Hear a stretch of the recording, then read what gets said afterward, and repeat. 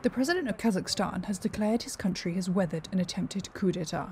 In a speech to an online meeting of the Russian-led CSTO military alliance on Monday, President Kassym-Jomart Tokayev said order had been restored after a week of violence, but that the hunt for terrorists was still ongoing.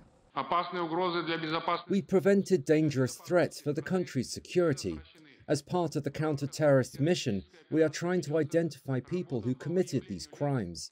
We detained around 8,000 people, and law enforcement officers and special departments are checking their involvement in terrorist acts, murders, looting, and other crimes. Russian President Vladimir Putin claimed victory in defending Kazakhstan from what he described as a foreign-backed terrorist uprising. The measures taken by the CSTO have clearly shown we will not allow the situation to be rocked at home, and we will not allow so-called colour revolutions to take place.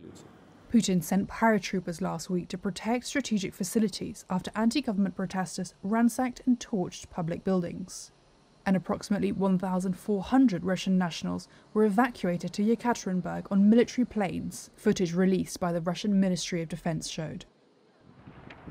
Kazakhstan's biggest city, Almaty, returned to near normal on Monday after the worst violence the country has seen since the Soviet collapse 30 years ago. Shops and public transport reopened, and the internet was switched back on for several hours for the first time since last Wednesday. Demonstrations were sparked by a New Year's Day fuel price hike before erupting into wider protests against the government and ex-leader Nursultan Nazarbayev. Monday was declared a day of national mourning for those killed in the unrest. 16 members of the security forces were killed, while the number of civilian casualties is still being checked, the president said. According to a government social media post, Russian and state media have reported that 164 people had been killed. Health and police authorities have not confirmed that figure, and the original social media post has been deleted.